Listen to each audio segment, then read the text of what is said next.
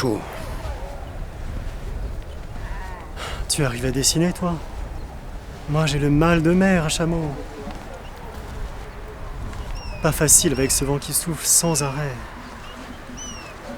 Cette nature sévère a reçu ce que la lumière et la couleur ont de plus séduisant. Je suis émerveillé par la beauté de ces paysages arides. J'ai le sentiment qu'une fois qu'on les a vus, on ne peut plus s'en passer. En 1856, le peintre Léon Belly entreprend son deuxième voyage en Égypte. Cette fois, il visite le désert du Sinaï en compagnie du peintre Narcisse Bercher, puis la Basse-Égypte.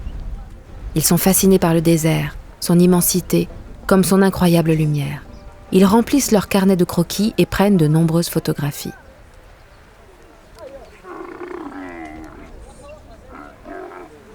En cette moitié du XIXe siècle, l'attrait pour l'Orient conduit les écrivains et les peintres à partir vers de nouvelles destinations et à y chercher une inspiration inédite. Séduits par une culture qui leur est étrangère et leur semble si mystérieuse, ils trouvent leur sujet soit dans des scènes vraiment observées, soit complètement imaginaires. C'est ce que l'on appelle l'orientalisme. La notion d'Orient est alors assez large. Elle désigne le pourtour méditerranéen et notamment l'Afrique du Nord.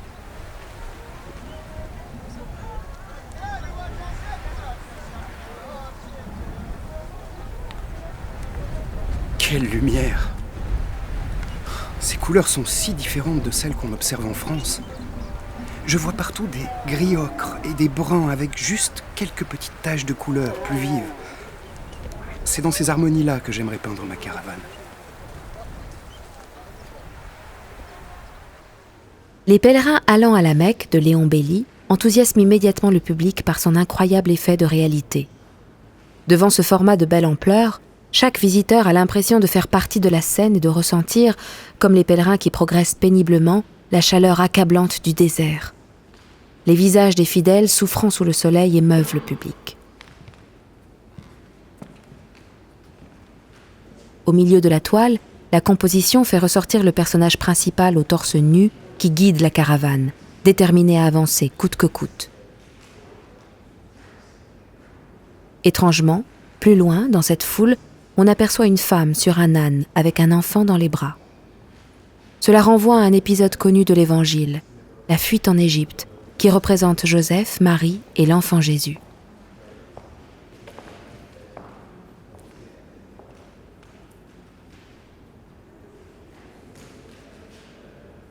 Belly montre ici tout son savoir-faire de peintre, grâce à une perspective qui guide notre regard. De nombreux peintres ont recherché un ailleurs pour sortir des sujets habituels de la peinture et faire rêver le public à son tour. Certains, en revanche, se sont contentés d'imaginer l'Orient à partir de photographies ou de récits. Ici, Charles-Émile de Tournemine s'inspire d'un texte pour peindre des animaux que le public a seulement pu voir dans des zoos. Le peintre parvint à les représenter en donnant l'impression de les avoir observés dans leur environnement naturel, baignés par une lumière magique et idyllique.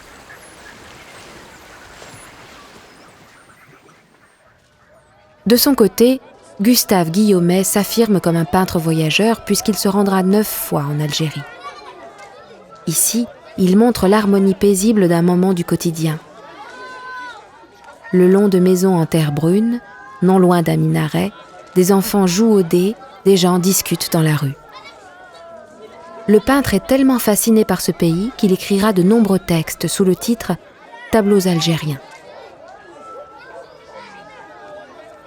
Mais le goût du public et des artistes pour l'Orient conduit parfois à créer des scènes qui n'ont que très peu de rapport avec la réalité. Ainsi, le thème des harems est un prétexte pour peindre des scènes sensuelles dans un décor exotique. Jean-Joseph Benjamin Constant présente sa vision d'un sujet très souvent traité. Une esclave de harem, une odalisque à moitié dénudée et alanguie sur ses soieries. Il renouvelle un genre très apprécié à l'époque, le nu en peinture. Étienne Dinet, quant à lui, illustre une ancienne légende arabe dans laquelle Abdelgheram et sa tendre Nouriel Aïn, deux amoureux arrachés l'un à l'autre, se sont promis de se retrouver en pensée en contemplant la lune au même moment.